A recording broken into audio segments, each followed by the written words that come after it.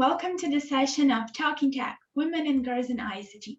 My name is Vito ria Saiki, and I'm a biotechnology grad student of University of São Paulo. And today I'm excited to be having a discussion about tech careers and feminine empowerment with Dr. Unoma Okorafor, CEO and founder of Herbal and a nonprofit working to advance African Women Foundation, which promotes STEAM education for girls in Africa.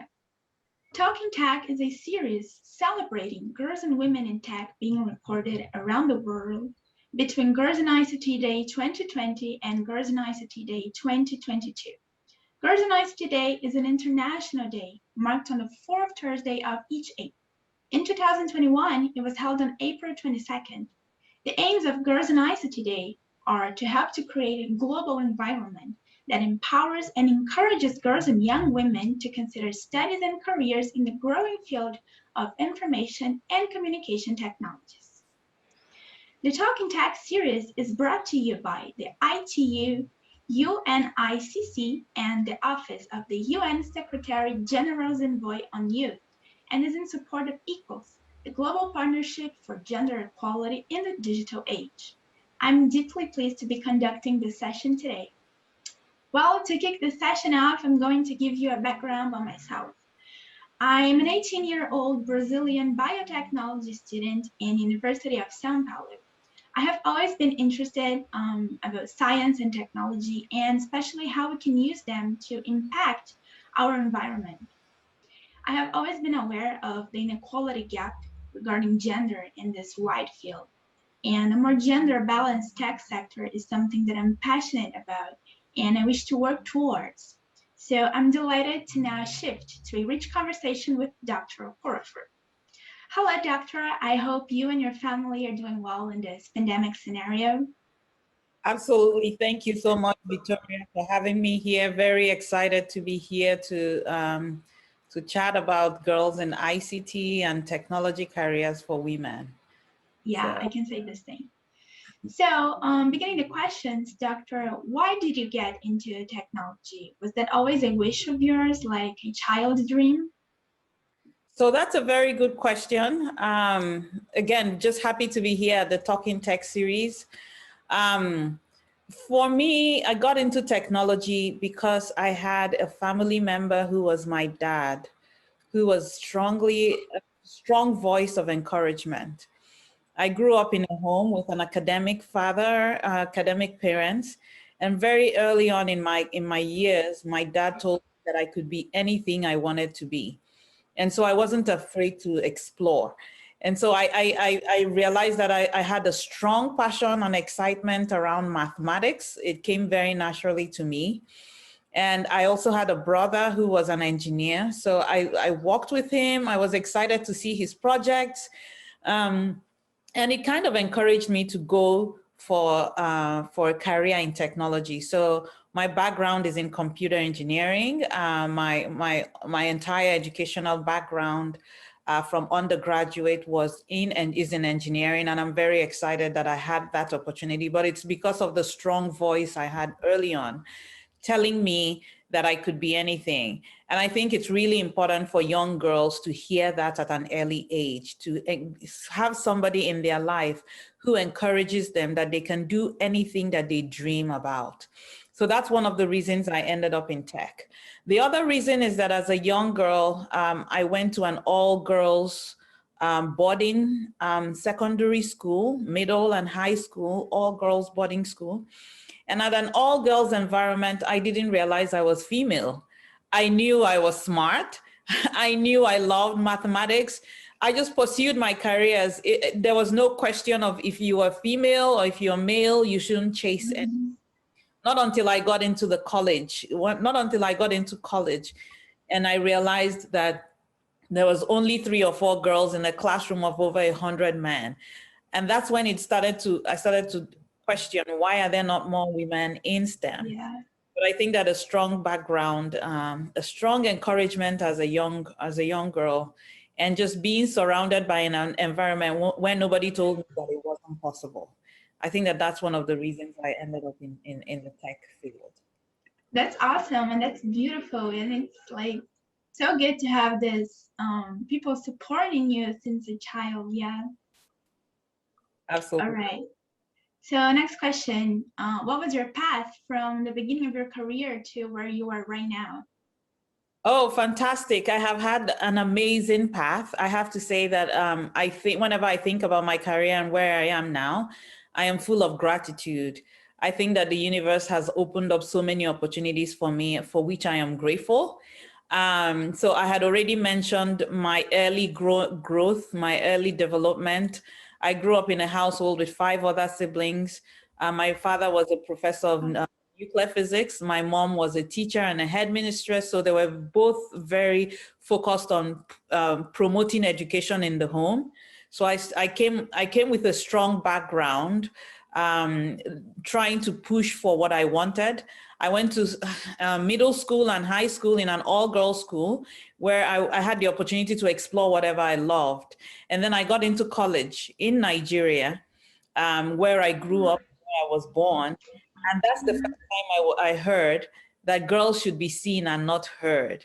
In fact, in my classroom, my class of almost all boys, I used to sit in the front to answer questions until I was told that I'm like a smart aleck, and the boys didn't like me being so smart and answering all those questions. And so that really impacted my self-esteem. And from the next semester, I started to sit at the back. I stopped speaking.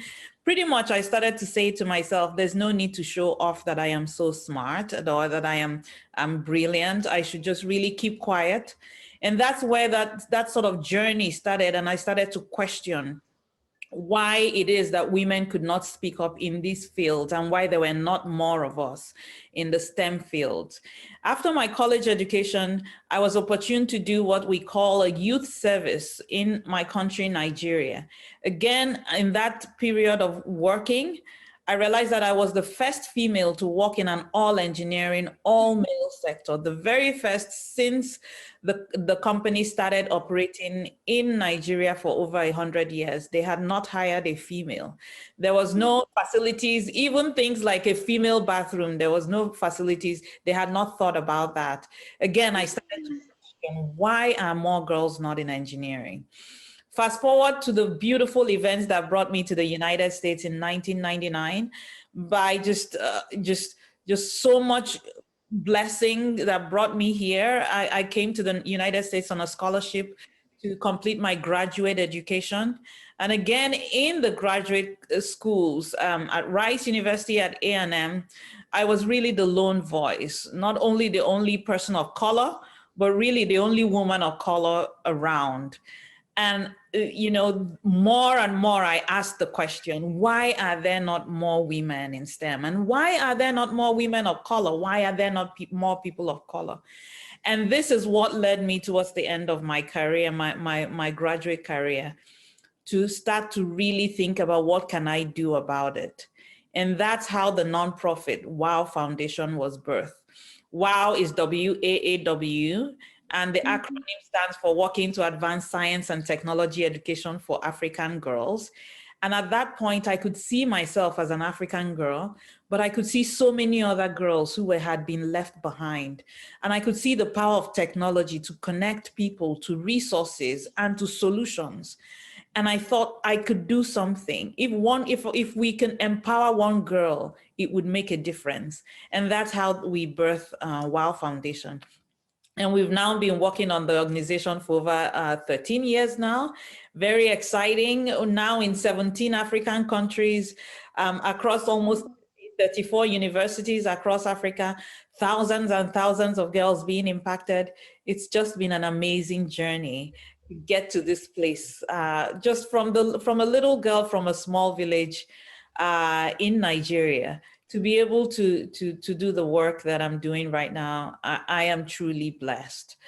So that's where I am in my career. I'm also an entrepreneur. I've founded my own company, both a data science company and a herbal company.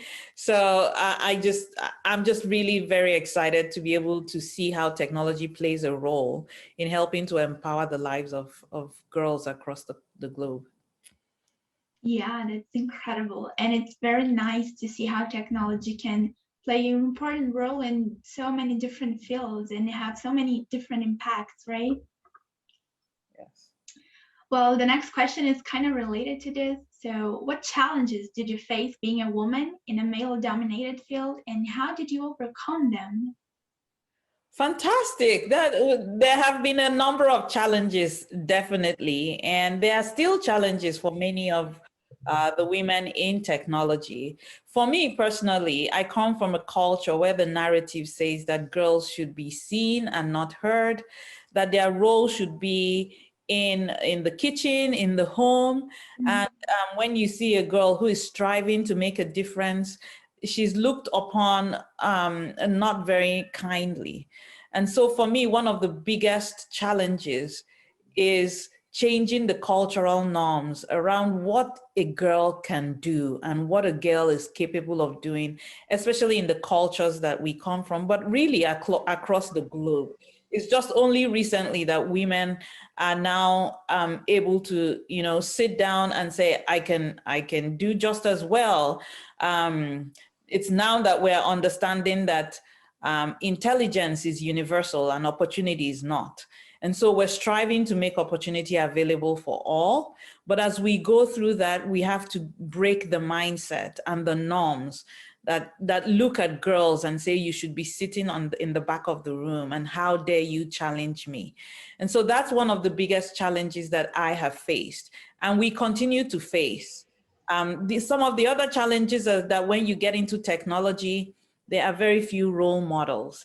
And we see this as girls are falling off on the pipeline. Many of the girls I started with along the path have fallen off. Why is that? There's very little support. There's little role models. It's very difficult to be something that you cannot see. So role modeling is important. When throughout my engineering university degree, I did not have one single female lecturer, not one single female lecturer standing there to tell me what a woman engineer could possibly be. I saw very few women engineers being successful. And so those are some of the challenges that we face. Additionally, women tend to fall off from the pipeline as they look to start families. So I have 3 beautiful children, and each time you take some time off to have children, you have to think about how quickly technology moves. And by the time you've come back, it's gone very far. Women are people of community as well. We want to sit in a community and work on things that make sense to us.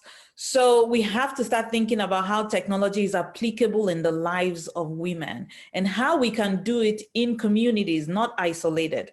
So technology can be very isolating, very lonely for women, unless we start to address some of these challenges. And for me, part of what has helped is early on, I've been very fortunate to find mentors who have taken me under their wings and just decided to mentor and to coach and to support. And that support system is something that is very important and something that we really encourage for girls in technology to be part of. Yeah, it's very important to have this inspiring role in my life. I have my mother, for example, who is also an engineer, and seeing her in the STEM field was definitely a big inspiration for me. And I'm also sure that you are a beautiful inspiration for your children as well. Well, next question. So doctor, as you said, you are a social entrepreneur and founder of the non-profit WAAW Foundation, which I researched about, and I can say it's a beautiful and successful organization. So what was your biggest motivation for creating such inspiring project? So that's a really good question. I've told some of my story, how I got to the United States and really through my career being the lone voice. And then as I was about to finish my PhD program, I thought to myself, I'm not the smartest one. I'm not the only one. There are so many other girls like myself. And if we give them a crack of an opportunity, a little bit of opening the door for them, they too can do great things. And why is that important? We want girls across the globe to be able to get into technology because technology helps them solve problems in their communities for themselves. It helps to elevate their voices. And we want more of the female voices on the seat of technology, because we are losing half of the population. Women are innovative, women are creative, women are intuitive. So I can imagine the creative energy that will happen if we can incorporate more of them in. And from the community I come from, there are a lot of challenges across the globe. In Africa, there are a lot of challenges. And I just got tired of trying to export the solutions from one region to another. It doesn't work. People have to understand their own problem. And if we give them the tools, they will solve their problems themselves because they know the problems. And so as I thought about more and more about girls in Africa, I thought that they needed a vehicle to elevate their voices and empower them and introduce them to technology, not the way it was taught when I was there, because when I was there, it was mostly rote memorization. But being able to teach technology in a way that it makes sense, in a way that connects girls. And so that was one of my inspiration. I also really got tired of seeing images of people, girls in Africa begging and saying, hey, help me. And I just thought, that's not the Africa I come from. We want trade, we don't want aid. And like I said, intelligence is universal. Everywhere you look, there's intelligence. It's just opportunity that is not. And so if we can open the door and give an opportunity to girls everywhere, they will take it and they will run with it. I always want to pay tribute to the spirit of hard work and diligence of African women. They are some of the hardest working people I know. They have borne the brunt of decades and generations on their back. And if we empower them with something as powerful as technology, they will change their lives. And so that was the inspiration for me. Being a woman of color, being an African woman, I wanted to give back to my own community. Yeah, that's amazing. It's really, really inspiring. Thank you for sharing that with us. And next question is a good one. How did you feel once you accomplished founding WAAW? So WAAW Foundation is an ongoing project. We are still on the journey of empowering more and more girls. Our goal is to get to empowering 1 million girls by 2030. And we are on that journey. It is a lifelong mission for me. So while I can look back and say we have done great, we can't rest on our oars. I am inspired by the work that we've done, the impact that we've had, being able to watch a girl who had no self-confidence now pursuing a PhD in chemical engineering, now starting her own nonprofit, now starting her own enterprise that is hiring 10 or more people, all in the space of 10 years, touching tens and tens of thousands of girls across Africa. I think that there's so much more to do. I'm very excited. Whenever I talk about this, I am excited. I think that WAAW Foundation is the work of our lives, but more than that, it is a multi-generational work. I hope it's the kind of work that will continue to grow and to make impact long after I'm gone. So we're building a structure and an institution that understands that empowering African women brings value not just to the women, but to the community, to the bottom line, to the governments, to the companies. And we're doing it in a way that is sustainable. So that so that from generation to generation, the work will keep going on.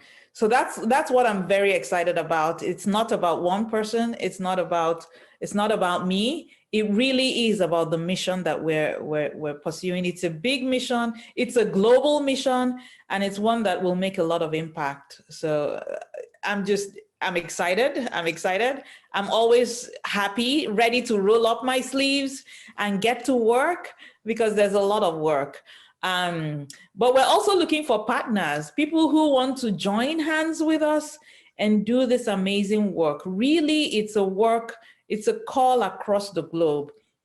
I know our focus is in Africa right now, but we're looking even across Africa, into the Western world, into South America, into Australia, how we can come together and not work in silos, because when we work together, we amplify our voices and we amplify our impact. So that's really the excitement that I have whenever I talk about WAAW Foundation. Really cool. It will impact, and it has already impacted, and that's so beautiful to see.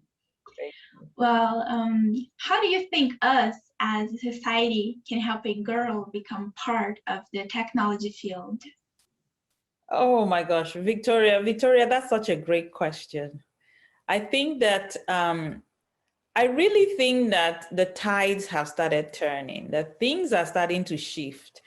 I think that after years and years of saying that women make a difference, that the world is starting to listen, and that the policymakers and the decision makers are starting to put some of those things in place that will help to amplify this work that we're doing. But there's still more to be done. I think that the way technology is taught, I think that the STEM curricula in starting from the elementary school should be retaught. I think that there is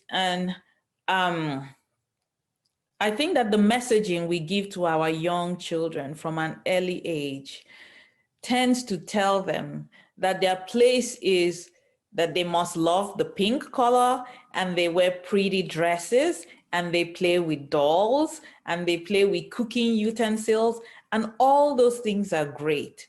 But I think that from an early age, the messaging about how girls are smart, whether it's through the cartoons we watch or through the games, we should start introducing the idea that girls solve problems, and that they can do it on a global scale, and that they can do technology, and they can do it with technology.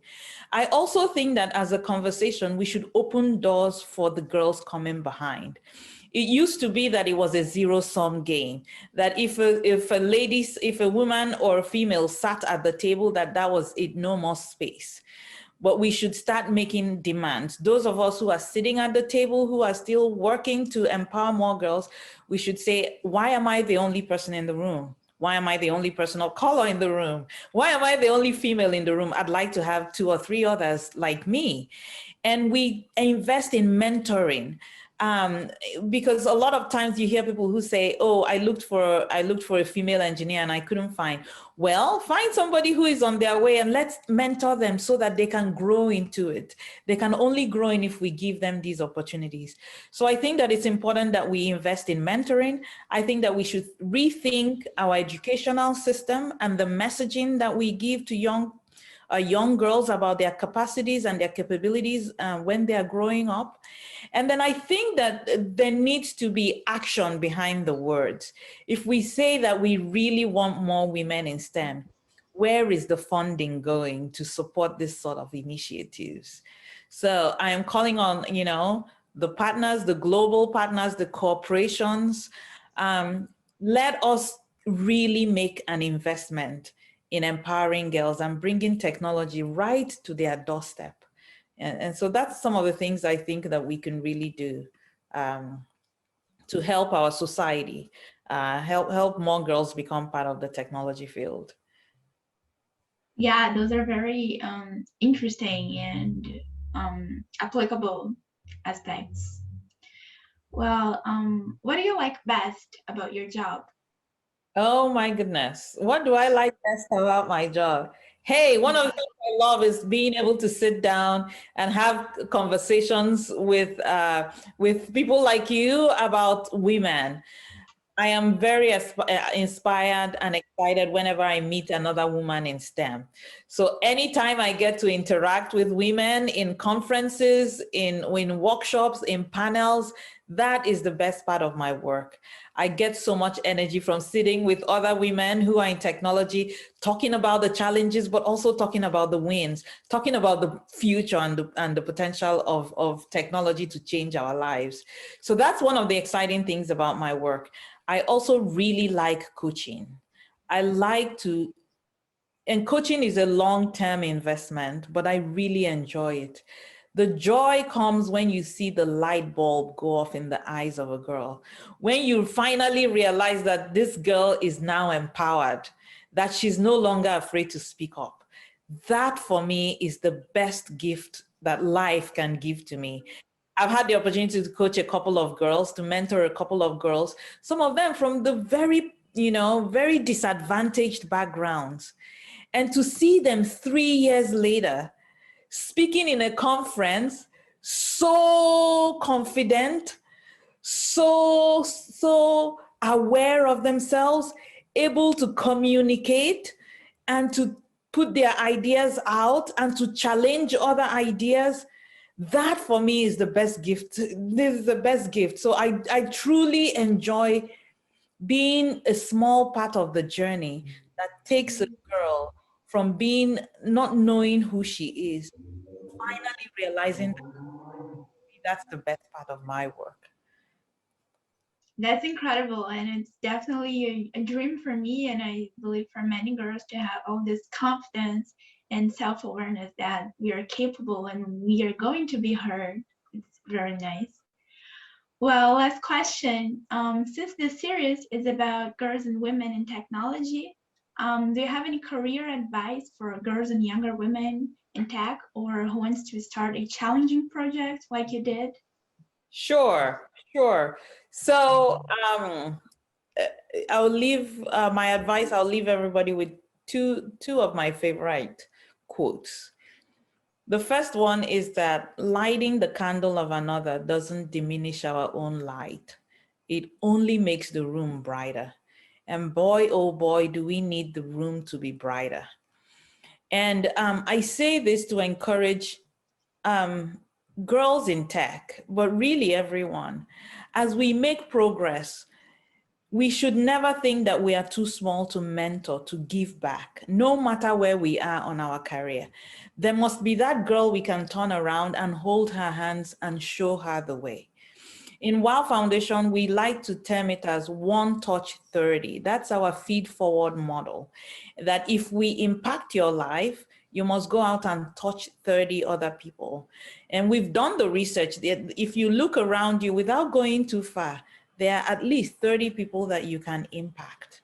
Whether it's your siblings, whether it's your cousins, whether it's finding some secondary school girls or some elementary school girls, or whether it's hosting a podcast where you just speak about your experience. There are people that will benefit from your work and your experience.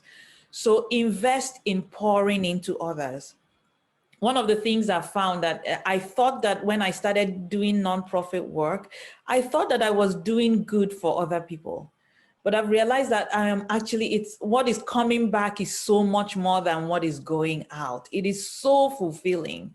And so many doors open up when you start to mentor, when you start to give, and when you start to volunteer of yourself. It opens amazing doors. And so that is one of my first advice. It's a good career advice. Wherever you are in your career path, don't walk through the door and shut the door. Walk through, kick it wide open, say, hey, who else wants to join the party? Come on, we'll help you. Help each other climb the ladder. The more of us are up there, the better it is. I used to have a quote, the sky is wide enough for all stars to shine. The fact that you're shining doesn't stop me from shining. We can all shine together and make the sky bright and brilliant. And so that's one of my first career advice. The second one is the one I really like, and I have this all over my wall on my space, and that is, well-behaved women rarely make history. For us to make history, we have to be a tad bit misbehaved. We have to break we have to break the glass ceiling. We have to go where they've said don't go. We have to put our leg through that door where they tell us don't come in. Don't take no for an answer, right? Because sometimes we back away thinking, oh, they don't want me here. Don't listen to the voice that says they don't want you here. Hey, you get into the room and you compete based on who you are and what you know. And who you are is enough. So that's my advice as a career person. Don't back down, don't back off. Get into the room and show what you have, and what you have is enough. And let's all elevate the voices and pull each other together so that together we can make a significant difference. So that's kind of my career advice to young girls who are in technology, but really to girls everywhere. Really amazing. That's an advice. Those are pieces of advice that are incredibly useful, and we look forward to like put them in practice. Absolutely. Absolutely. I wanted to just leave a few comments and maybe ask a few questions to our audience who are listening to us. And I'd love you guys to respond, reach out and respond to these questions. I'd love to hear how other girls got into technology. I know you guys have heard my story, how I got into technology. I'm always curious to know how other young girls are getting into technology. And when they're in technology, what do they like most about technology? And what are they not really enjoying about technology? So that's something that I'd love to hear. What is something that you, as an audience, you who's listening to us, what is something that you've done in or with technology that you've been particularly proud of? What makes you excited about technology? And what are your next steps? How are you going to take your next steps in tech? What do you need to be successful? And I'd love to hear that, because when we talk to girls, this is one of the questions we ask. What do you need? Do you need a mentor? Do you need open doors? Do you need recommendations? What is it that you need to take the next step? And finally, please reach out and let us know, what are the messages you want to give to other young women, just like I've given my own message? What are the other messages that you think young women would need to hear in order to be able to be successful in technology, whether it's in the academic environment or in the corporate world or in the non-profit space? I'd love to hear some of those things. So I wonder if the audience is able to respond, but these are some of the questions I'd love to ask the audience. So. Really nice. I believe they will be able to answer them in the comments, and I can give you a few answers right now. I think it would be nice, a cool contribution to it. So I just got in technology basically because I just started my academic life in college, and I'm taking the biotechnology degree, which is something not very known here in Brazil. So it is very challenging. For my surprise, it's actually a bit more gender balanced than what I expected, but the academic background is definitely very male dominated. At the same time, that is very challenging, that you see that as an obstacle because you don't have someone to look to. It also inspired me in the sense of, I want to change that. We should change that. We need to change that. So I see that as an obstacle, as a difficulty, but definitely as a challenge as well. And I like to incorporate this vision into many aspects. And in this field, when it comes to women being able to occupy more spaces, I think that's a very important way of thinking. Next steps are, I love studying, and I want to be able to contribute to my country. And I think that's a dream of many girls in the STEAM background, to change your environment and be able to help people, especially girls. And that is something I definitely want to work for. And I feel like I have more room for that now that I started my college life. So I will try to develop that. And as you just give your advice, I also believe very, very much in union. So I believe girls should unite. We have to unite ourselves because this is a very complex and a very long fight that we can see results throughout time, but it's something that it's definitely not that's not completely accomplished. So it's something that we need to work for. And it's a very, very big dream of mine to unite many girls who have the same interest and understand that we can work together to accomplish this goal, which is for sure a common